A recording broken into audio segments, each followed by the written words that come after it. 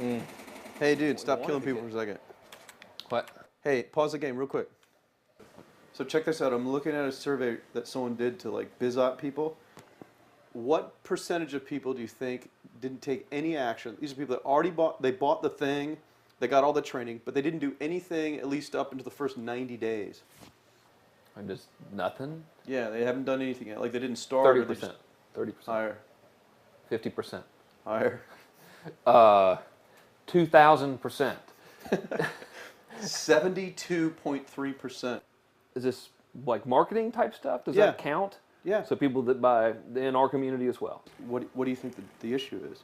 I don't know. Because I think if we can solve that, it would help a lot of people. And it would just, it could, change the rate at which people consume information to learn how to do stuff. When they might actually do stuff. Exactly. The ugly truth, I have no idea why, but I know who will, and he's in town. Who? Tony Robbins. I know him. He's in town. He won't talk to you. He totally will talk to me. All right. He's just waiting by the phone for me to call. Watch. Prove it. All right, let's go. Let's drive up there right now. Prove it. Okay. All right. Let's go. Let's go. We're going. All right. I'm already there. Done. Okay. I'm going to finish this up first. Damn.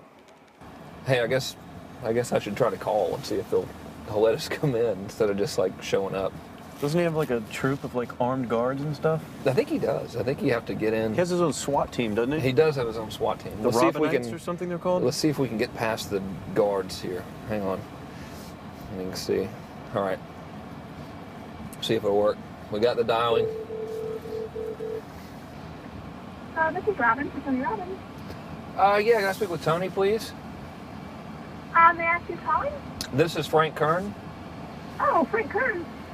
You know what? He's in the middle of the soup, but let me grab him. Just a sec. Okay. Frank. Tony, what's up?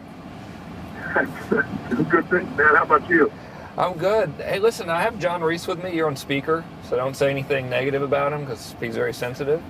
Listen, we've got a serious issue that I think is affecting our market, and we need your help. We actually don't know if we can solve this problem, but we think that you can. So we want to barge in today. We're kind of riding around anyway. I know you're shooting and stuff, but if you got a couple minutes so we can pop by, that sure would be helpful. Okay, well, I'm honored. If I'm sure you help me. Come on over. Look forward to seeing you. Okay. See you, man. All right, man. Bye. Look forward to seeing you, John. Bye-bye. Yep, that's it. Well, off we go. What do you want to listen to?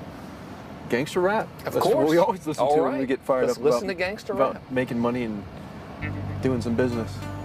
This had the hustle. It's the hustle. We're always just knee deep in the hustle.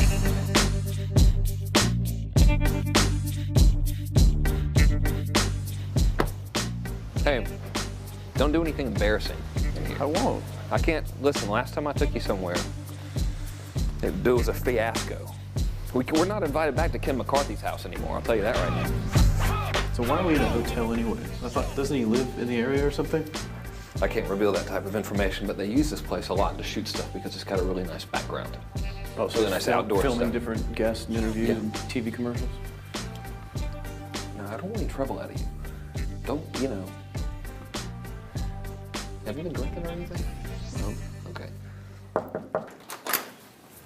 Hey, man. How's it going? Come on in. All right. Thank you. Hey, Hey, Tony. guy. What's up? How you doing, man? What's all this? Doing a little leadership filming now. That's awesome. Good to see you. All right. Thanks for having us, man. Thanks a How you lot. doing? Well, come on in. I'm curious to what this major problem is that you got to see me right away about. This sounds like a setup to me, man. It's a setup, yeah. I told John it was an intervention about his glue sniffing problem. Well, come over and sit on my lap. Yeah, buddy. exactly. So we were doing some talking, and the big problem in our industry, we think, is a bit of a mystery. No one has the exact answer. We were actually talking about trying to figure it out, that so many people in our market get these courses that him and I both, for our own respective businesses, spend hours and hours of time recording these building these education products, these training products to show people how to grow a business or build a business. But there's this large segment of our customers in our market that we're in that really don't get results. They don't do anything, or they're just, for whatever reason, it's not for them. It's just, we were just talking about how great it would be if there were just, so many more success stories, right? Like If everyone who actually bought stuff Not necessarily just our stuff, but all of the stuff within our community. If the people who bought it, if everyone who bought it just actually used it, you know, and just followed the directions and followed through, how amazing that would be, like what we would accomplish as a community as a whole if that happened. So our challenge is, what needs to happen, what kind of shifts need to happen to get people to follow through, to get people to actually use the products? You're talking about the same mystery that people have of, you know, why does somebody, you know, get that fat, or they're out of control and they hate themselves, but then they go have another piece of chocolate? Or, you know, why does the person who's just, the doctor just told them they have cancer, lung cancer, and said, you've got to stop smoking, and some studies show 70% of the people keep on smoking. So you're not talking about a minor issue here, right? It's part of life. But there is an answer, because there are people that do follow through, and there are people that never did before, and then they've never followed through in their life, and now finally they break through. And that's what I try to focus on, is what those people do. You know, if fat, broke, stupid, sick, and lazy people watch the news, believe that shit, sit around worrying about the recession instead of getting off their ass, getting a job, I'm not going to do that, because that clearly produces result B that I don't want. Right. So I want result A. So I look at people who have produced result A. Yeah. You know, in my case, in the business world, I look at people like you, people like Dan Kennedy. Yep. What do these guys do? Okay, I'm just going to do that to the best of my ability. And sure, you know, it's like, well, oh no, I can't write copy as well as Dan Kennedy, or I don't have as much energy and drive as Tony Robbins. Well, but you didn't start so like, what? You didn't start out as Frank Kern. You didn't start out who you are. You started out trying to make how much? Come on. $300. Yeah. A week. A week. $300 right? a week, yeah. And you failed at that in the beginning, didn't you? I failed pretty miserably, yes. But it was effortless to fail. I mean, it's just like natural, yeah. But truthfully, you went from $300 to, I remember you said your first time you believed, if I remember, was when you made like $2,500 in like 4 or 5 days when I was on vacation. While you're on vacation. That was when the true internet marketing dream was realized, you know, Right. because I sold a downloadable product and I wasn't even there. I didn't have to ship anything. I was like, oh my God, this was so great, you know. $2,500, and to me that was just a gazillion, you know, because my rent I think was like $400 or something.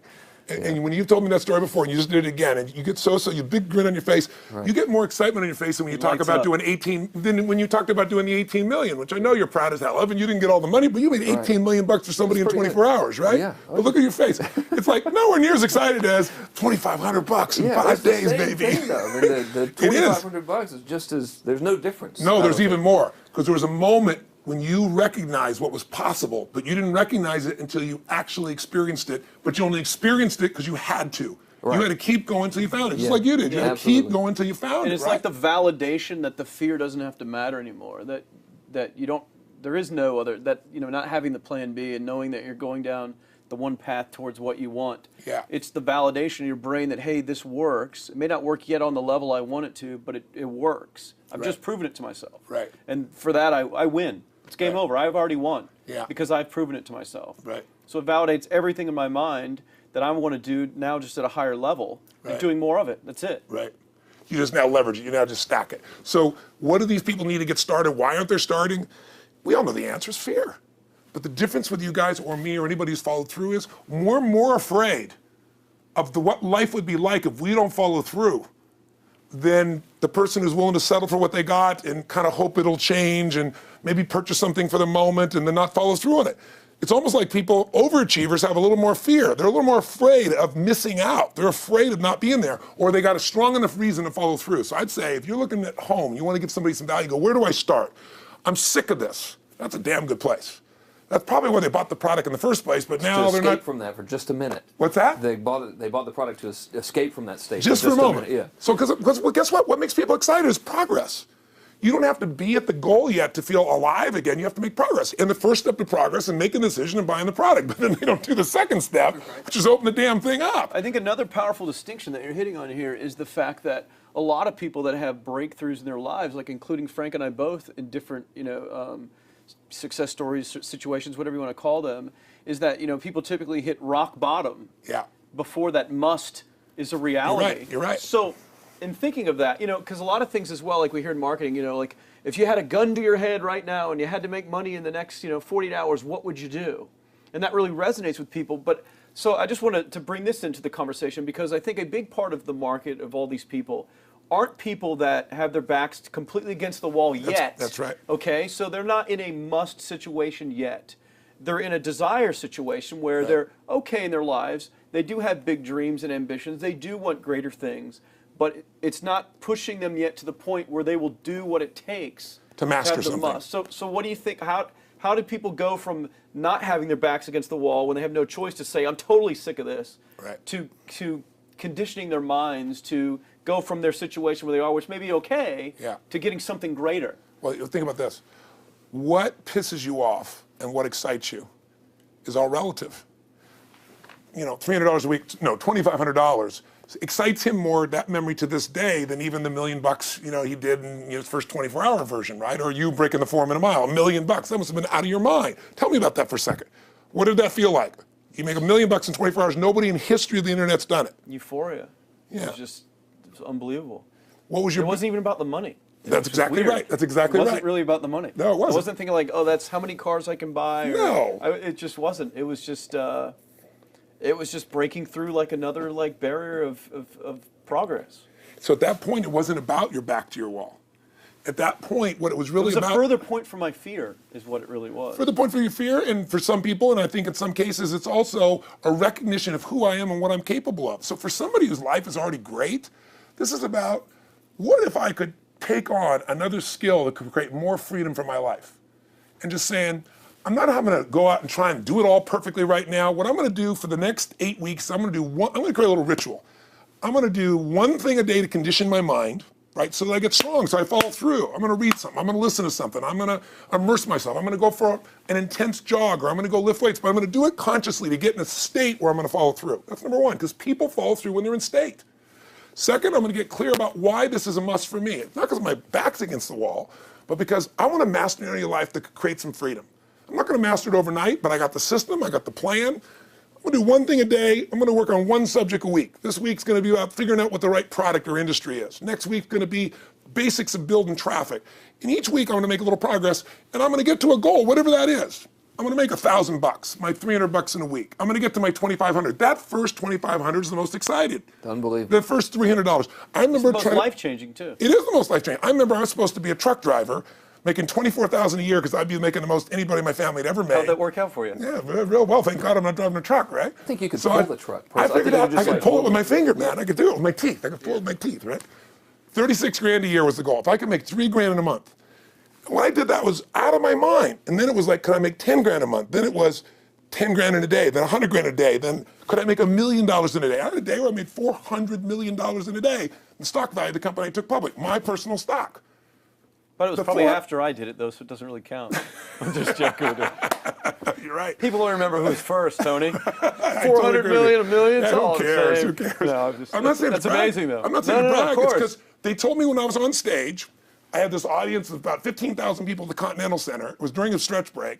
I was doing what I loved, rocking the house. Everybody's going crazy. And they go, the stock's worth $400 million right now. I was like, wow, that's cool. It's like, okay, I don't want to sound stupid. It's like, what's next? And I went right back to what I loved. Once you break through, then it just becomes a game. The people that are getting your products have not yet broken through in most cases. The breakthrough happens by conditioning your mind every day, by feeding it a role model or a story. It's putting yourself in a peak state where you follow through by getting physically strong.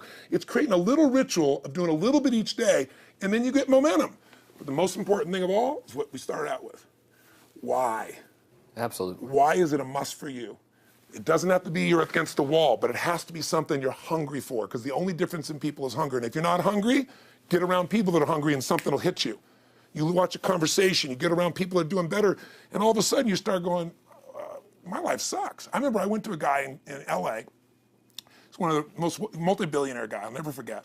And I lived in the Del Mar Castle, and I was really proud. That was like the symbol of me having taken myself from being poor to providing for my family this great place. It's built from castles in Europe overlooking the ocean, not far from you. And I went to this guy's house. He's a billionaire. He took me down to his wine cellar. I don't even drink wine. Went through this whole thing. At the end of the night, I was depressed. I lived in the Del Mar tenement, as far as I was concerned. I really was. I was like, I live in a crappy place, and all my standards changed. All of a sudden, I wasn't willing to settle for living that. All of a sudden, my back was to the wall in a different way, because as a man, I knew I was capable of more. So people can change their standard by getting around where it's better. People can change their standard by getting associated what's true, like the bills they got to solve, the problems they got to do it. Or they can do it because they're excited, because it's something new they want to take on. Everyone's different, but they got to find the why, and they got to come up with some daily rituals to get them going, and just do a step at a time. That's where you get momentum. Awesome. That is awesome. So, think about what's the holy grail between somebody taking action or not. It's one word, certainty. When somebody is absolutely certain, the common word is believe, right? But you can believe at a general level, or you can believe with certain. When you're absolutely certain that if I do this, it's going to get that result, and that result's going to change my life, you'll do it. When you think it absolutely is not going to work, you're never going to do it. The middle no man's land of maybe it'll work, maybe it won't, that's the piece that kills people, right? So if it's a must for you, you got to make it work, right? In our case, right? That's an example. If it's not a must for you and you're not sure, you don't know what to do. So years ago, I'd look around and say, okay, how do people get themselves to follow through that haven't been following through? What's the difference? And I started interviewing hundreds of people, literally, and eventually thousands, because I had thousands of my events. So I'd ask the group to give me their feedback. And I came up with this model. It's like the holy grail of belief, or the holy grail of momentum. It's like the difference between what makes the rich get richer and the poor get poor, right? And the difference we all know is mindset, but like, how's that built? So this is what I did. I created stupid little 4 little boxes, and I'll scribble it here for you. You think about the first thing that determines whether you can do something or not, and I put that in this first box at the top here on the left side, and it's potential. Like, what's the potential of a human being? Like, when you guys started, you proved something no one had done in history. You ran the 4-minute mile, right? For golly knows how many centuries, they're trying to run a 4-minute mile. Roger Bannister does it. How did he do it? Do you remember? You did it in this industry, right? You made $1 million in a day. No one had ever done that in history, right? After you did it, a bunch of other guys were doing it because it became possible.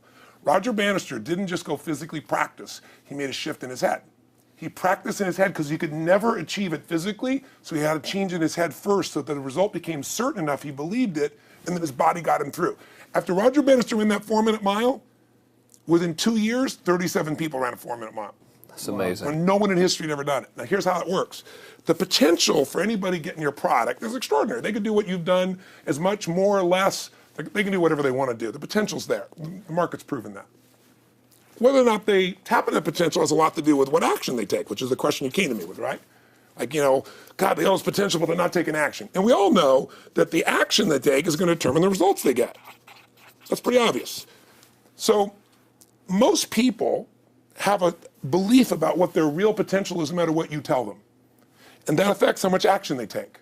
And of course that affects the result. And then ironically, that result reinforces their belief. And then that belief affects it. So I'll give you an example. Let's say a person has unlimited potential, we all agree. But they take little action, little results. Why? Because they have to start with a problem with their belief. They don't believe it's really going to happen for me. Maybe for Frank Kearns because he's got the cool hair and stuff, or maybe it's for you because you're so driven, but it's not me. Maybe Tony Robbins because he's a freak, got these big teeth. Whatever their thought process is, right? They got this thing, right? But what happens is, if you believe that there's very little potential, how much action are you going to take? Nothing. Nothing, little. And when you take little potential with a little action, what kind of results do you get? Lousy little results. And when you get little results, what does that do to your belief? You go, see, I told you this was a waste of time, told you this wouldn't work. And then what happens? You tap even less potential. You take even less action. You get even worse results, and your belief gets even weaker. And this sucker feeds on itself until you are in a downward spiral. It's poisonous. It's poisonous and it's self-fulfilling.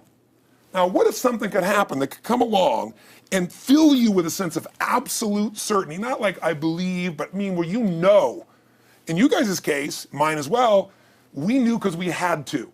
Because we burned the boats. There was no other option. We had to find a way. We weren't going to live that way. We all did it in different ways and for different reasons, but in essence, that was it. If you get yourself in a state of certainty that this is going to work, I'm going to find the way, and if this doesn't work, I will make the way, then you tap a lot more potential.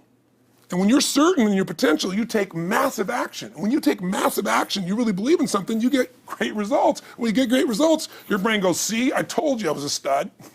I told you this thing would work out. Now you're even stronger. You tap more potential, take greater action, greater results. That's how you went from $300 in a week to $2,500 in 5 days to $100,000 in a month to $1 million in a day. Same thing with you.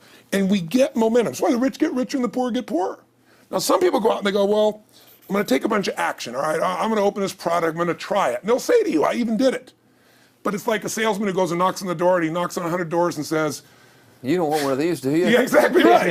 And even if he doesn't say it verbally, his face says it because he doesn't believe it's going to work. So his voice, his body, the execution is so weak. Maybe if he talks to 100 people, somebody's going to buy out of pity. They don't want his kids to starve, right? But he's not going to get the result. So the core difference in people is how do you produce certainty when the world isn't giving it to you? You go out and you try, in your case, you're 100,000 in debt, and nothing's working. How do you keep yourself going? The way you did it, the way I did it, the way you're doing it, we may not have done it consciously, is we didn't change our potential, that was there. And it wasn't even taking more action. Taking more action with a belief it's not going to work, it's not going to change anything. We got results in our head that made us feel certain as if it had already happened. True or false for you? True. Right? So give me an example so people know I'm not just making this crap up. Well, I mean, just like when I had nothing, I already knew I was driving like Ferraris and Porsches and stuff because I always wanted those cars. I already knew I was going to have them. It was inevitable. Right. I inevitably, that was just my inevitable outcome. But how did you do that? Did you have a ritual? Did you think about it regularly? Was it one time you thought about it, or was it something you had an obsession towards? I had an obsession towards it. I mean, I used to work at a video store, which was the last job I ever had in my life. Thank God. And I used to go to work almost every day, and I used to bring 2 magazines with me to read on my breaks. Entrepreneur magazine, just to read about business and everything else, to read about what other people are doing, look for role models.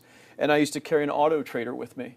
And I used to look at Porsches that were for sale. Yeah. And people always used to ask me, what are you doing with that Auto Trader magazine? I'm like, well, I'm just picking out the Porsche that I'm going to buy. Right. Which probably got you a lot of crap. I did. People made fun of me. Sure. I actually had a boss at that job tell me, you really shouldn't do that to yourself, John, because it's very, very likely that is never going to happen. That it's very likely that you're never going to have that car. Yeah. That's the kind of belief he was trying to put in my head.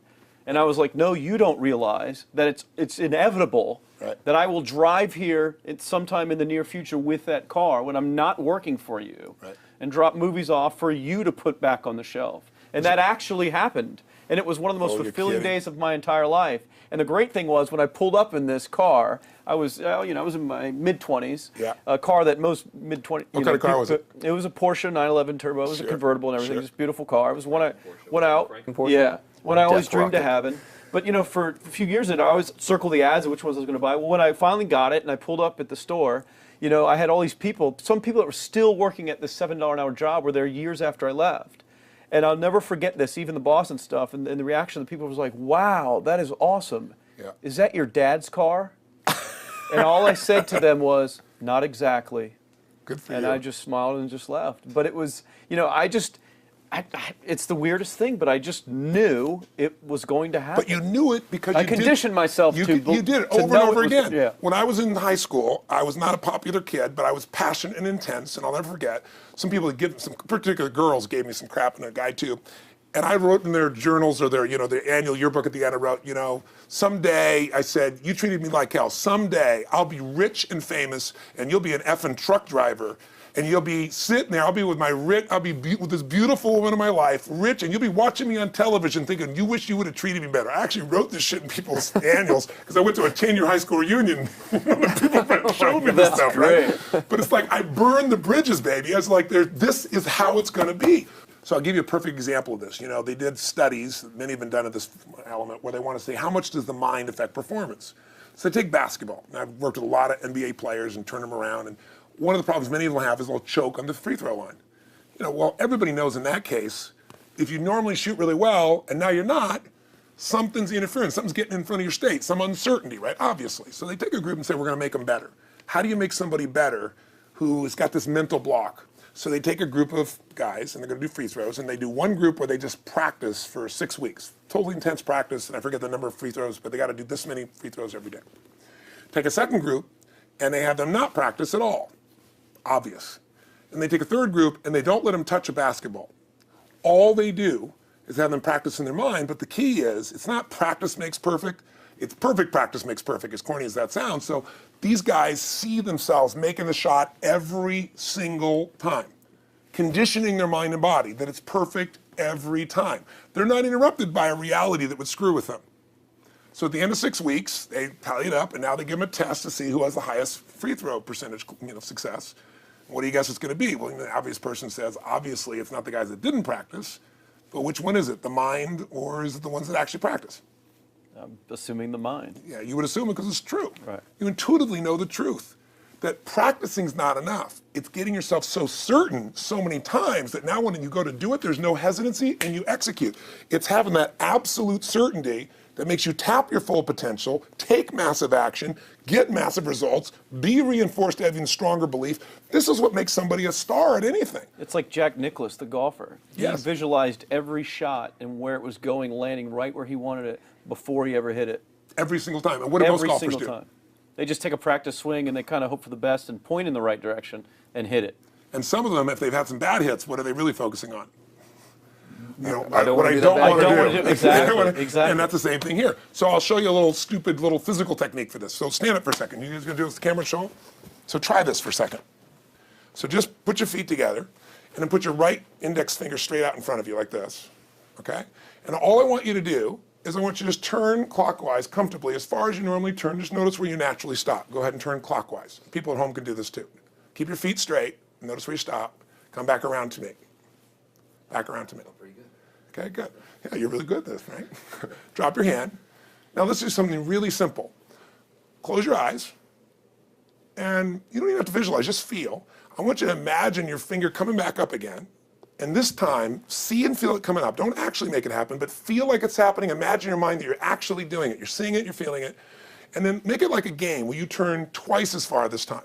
Like you're a little kid, you know, somebody measures you and you go, I'm taller, come on, measure me this week. And that desire to do a little further. And then in your mind, do it again. Your feet are straight together, and in your mind, feel your finger coming up, see it coming up, and imagine going 3 times as far this time. And then one more time, bring your finger up, and you're like an owl. Your feet are straight, and you turn all the way around, and it comes all the way around to the front. See it and feel it and enjoy it each time, like it's a game, like you can't wait to go further. And you know you do, every time. And then when you can feel that, and it feels good, then open your eyes, and now put your finger straight in front of you, and turn as far as you can comfortably, and see what happens this time. Go. Break my back. Now notice, I don't know if the camera's got it, but you don't even have to ask the camera. You can ask yourselves. Come back around. Did you go further this time, yes or no? A lot further. I think I A went lot about further. 50% further. 50% further. How much further for you? About the same. Yeah. The average person will go 25% further. Now here's the question. We're superior. We're superior pointers. There you go. We're You know, superior right finger pointers. Thank God. Yeah. So, did you have the potential to turn as far as you did the second time, the first time? Yes. Why didn't you? I didn't believe it, I guess. We have beliefs about stuff we don't even know we have beliefs. You have an unconscious belief about how far you can turn comfortably. The first time I did it, when I pointed straight back, Yeah. I thought I probably shouldn't even go that far, like it was going to hurt me or that Yeah. I wasn't capable of going any Yeah. farther. It's like, And how much further did you go this time? And the camera I knows pointed over there, That's about over exactly there. right. Now here's the difference. The potential was there the first time, and you took action, and you got a result. But it was 50% less than what you did later on. And the only difference is they changed your belief. How did I change your belief? We didn't work harder on your potential. We didn't take more action. I got you to see the result in advance. I got to see it vividly 2 or 3 times. That's all. Of going further, and then your brain went, oh, I know what to do. Boom, it went there. Isn't that what you did by looking at your cars every single day and envisioning it? I mean, isn't that what you did when you created whatever the vision was? It was $300, $2,500, $1 million in a day? Yeah, that's what's missing for these people. They're not getting that execution is everything, but it doesn't happen if you don't get the psychology set of a state of total certainty. And you just change that 50% in 3 minutes worth of visualization. And visualization is only one technique. For me, because I was like losing my balance with my eyes closed, but I was kind of like lopsided. So I got one good visualization, and the rest of the time I was like, I sure hope I don't fall down on camera with my eyes closed. It's going to look really dumb. We're going to have to do it. So you don't even have to be good at visualization. You can still get the improvement. So I want you to get, you ask the question, what is that difference in people? This changes people's certainty. People are uncertain they're going to succeed. They want it, but they're afraid. The best way to deal with a fear is get a big enough reason that makes you have to succeed, or condition yourself where you see it and feel it so often that you're certain that you just do it. That's all it really takes. That's awesome. You know, this worked. I was thinking this while you were talking about going to the Sit video down so store. we can hear this, and we'll go. You were talking about working in the video store and looking at the Porsches and stuff. I used to drive around in my car, doing the cold calling of the credit card machines. And one way that I would avoid cold calling, the pain of like cold calling and knocking on doors and everything, would be to listen to your stuff and listen to Jim Rohn's stuff. And I would just drive around, no particular destination, just to listen to it. And strangely, I still like to drive around. I prefer to listen to that stuff in the car for some reason. It's because it's where you got imprinted. I guess. I mean, it's like, well, I'll just drive up and down the coast and check out the ocean, Yeah. So I would drive around, and I would envision myself holding those types of seminars and teaching people that kind of stuff. And 3 weeks ago, I was teaching a seminar in San Diego, and I was talking about beliefs and envisioning things, and I had to stop. And I shared with the audience, I was like, you're not going to believe this, but I actually used to envision this very moment of me talking to you right now. So it really, really works. Definitely works. Makes a difference, I'd say. I'll tell you what, I worked with Andre Agassi in 1993, I think it was. He'd been #1, he dropped to 32nd in the world, and he was literally ready to quit with no exaggeration. His father was managing him, and he was so angry with his life, and he went through some, I think, wrist surgery at the time, and he's working on his swing, and he was dating Brooke Shields at that point. They weren't married, not his current marriage, obviously. And so she said, you got to come see Tony. She goes, I don't need motivation. He goes, he's not motivation, man, he's strategy. He'll show you how to make that shift in your head. So he comes, I work with a guy. In the beginning, he's saying, do your magic stuff. Like, oh yeah, great, thank you. And I said, tell me, if you ever hit a tennis ball perfectly, and I'm trying to get him in the zone to remember that time, like you visioned, where he was perfect at it. He goes, of course I have. And I get him vision over and over again. And finally, he's in the zone. He's feeling that again, right? He's seeing it, and he's feeling certain, and the swing is going perfect. And I said, how's that feel? He goes, it feels perfect. I said, but are you thinking about the swing? You're not thinking about the swing. You're not thinking about how to do it. You're just seeing the result you want so vividly that it's there. So all I did was train him how to go in that state over and over again. He won the next weekend. The second weekend, he came in second. Within 6 months, he was #1 in the world again. And he gave me unbelievable credit. But all it was conditioning the mind. You did it with tape, so did I. We were just talking about this earlier, Pam and I used to go when I was 17 years old down in downtown Los Angeles, this place called Night Education, K-N-I-G-H-T, like at the night. And I'd save up all my money, work as a janitor, and I would get these tapes and listen to these things over and over and over again. I went there for years, and I didn't have enough money, and I leveraged everything I had, but I knew how to train my mind. It's the one thing I knew how to do. This man's name was Mario. I saw him in his 80s. He obviously knows how my life turned out and was very proud of the role he played in that process. He used to tell people the story. This guy's the real thing. He didn't just start out this way. This is how Tony did it. He listened to these tapes. He conditioned himself, right? This is the real stuff. He passed away a few years ago. I'm calling his house, and he passed away, and his daughter was there, and she wanted to share with me that how I touched his life and so forth. But the best thing was, I thought, you know what? I want to get those tapes. I want to get that stuff that conditioned. I want to go back to that moment like you did of, that moment was visualizing, now I'm living it. And she said, he left all this in his will to you. So I have all these tapes now that are from the time when I originally went through, and I'd go to sleep and I had these sleep tapes that conditioned my mind to believe that I could succeed even when I was sleeping, or to build energy in my body. And anybody who wants to succeed has got to know it doesn't just happen. You can buy a product, but you also, with that product, have got to condition yourself. You got to make it a must, and you got to get a ritual. And if you do it, whatever you used to dream about you thought was so huge, you'll just live it. You'll live it like you lived this yesterday, like we're all living the life that we envision. Because we had to, and because we played this game with our head. We got the belief to be real by seeing it enough times and feel it enough times till our brain believed it, and then it made it happen. Which raised the potential, which made us take more action, which got us better results, which raised our beliefs again. That's right. And then that's why the rich get richer and the poor get poorer. So instead of bitching about it, change it. And this is how you change it. It's like a self-fulfilling prophecy. Completely. It's pretty easy to change. Just that one simple exercise was amazing. I'm still like, holy crap, I wonder what else I can do now. But look what most people do. Most people do the opposite of that, right? They get the product, or they think about doing it, and what do they envision? It not working. That's yeah, right. the excuses that So they envision it not working. As soon as they envision it not working, they feel uncertain. As soon as they feel uncertain, how much potential they tap? Little, if anything. And so they send back your product, and they listen to the damn thing, And guess what? What does that do, by the way?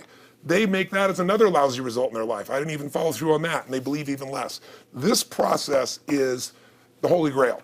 It's where the whole game changes, and anybody can do it, and they can do it in a few minutes. And if they do it a few minutes each day, then they get a different life. They do it a few minutes one time, their life changes for the day. We're defined by our rituals. Everybody's got rituals, certain things they do every day. And what we three have in common, and anybody that I know of who has a life that they're living that was once a vision, is we saw it again and again and again, even when it didn't work, even when you lost 100 grand, even when I'm working as a janitor. There's something we would not give up on.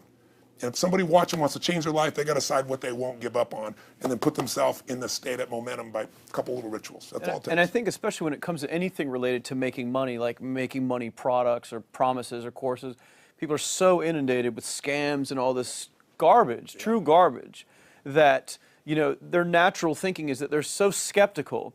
It's like they fall into the conditioning of, well, if anything's ever going to work, that thing has to prove it to me before I believe anything. So when they go to approach the thing to make more money with, they're like, well, I'm starting at 0, and this thing has to prove to me that it has any potential at all before I believe that it will. Don't you agree with that's the case? Unfortunately, I agree it's the case, but here's the truth. When somebody says to me, in my business, even more, because a lot of people think I'm a motivator. I hate that term. That's never been what I've done. I do believe in energy, and I'm passionate. You know, they see 10,000 people in a room rocking, they go, oh, he's motivating them. I believe in peak state. You get a top athlete, you get in a concert, and you get in state, right? The problem is, to defend themselves so they won't be disappointed again, they lower their expectations. So someone will say to me, well, I'm skeptical or I'm pessimistic. And my response to them is, no, man, you're gutless. It takes no guts to be skeptical. You don't have to have any capacity to be a critic. And now with the web, you don't even have to own that you're the one being the critic. Eh? You can burn somebody and, anonymously, right? I said, you know what? It takes guts to believe.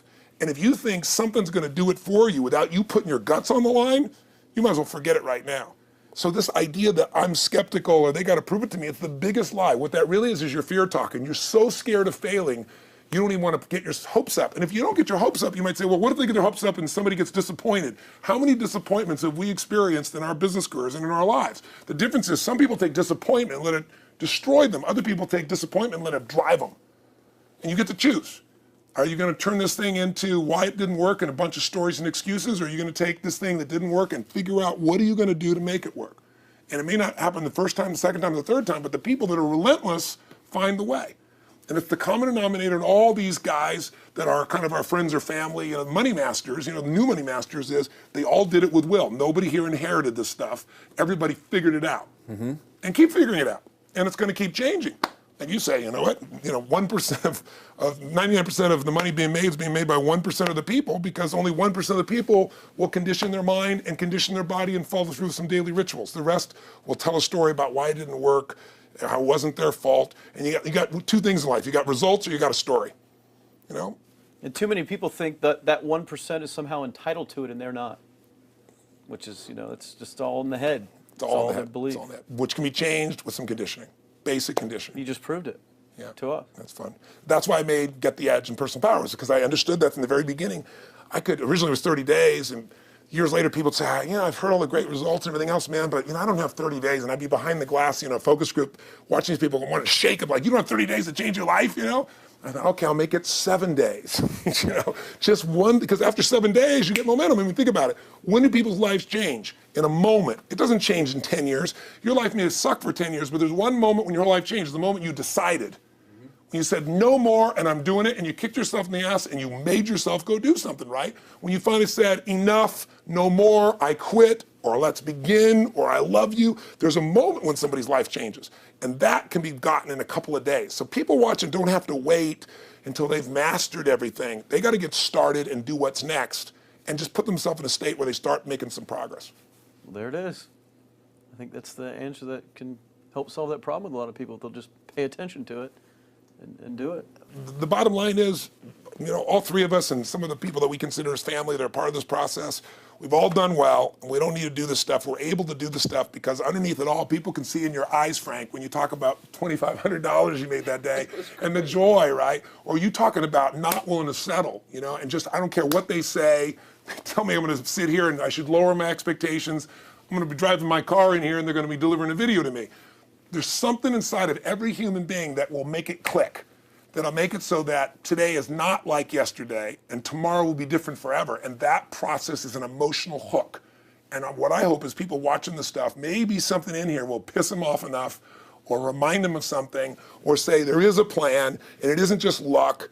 And if I just get my big enough why, and I get a little system for conditioning myself, and if I start to feel overwhelmed, I just do one next step. And I keep learning and keep moving forward, I will get there. If we accomplish that out of this conversation, then this conversation was kick-ass and fun, not just for us, but it'll be something that we'll be really proud of a long time. Whether that happens or not really has nothing to do with us, but whether or not people take it in as real and do something with it. I hope they will. I think a lot of people will. I think they will. Thanks a lot for meeting with us. Thank you. Interrupting your shoot here. Yeah, go back to the next one. Go back to the next Thanks, guys. Thanks. Yeah. Thank you. Really appreciate it.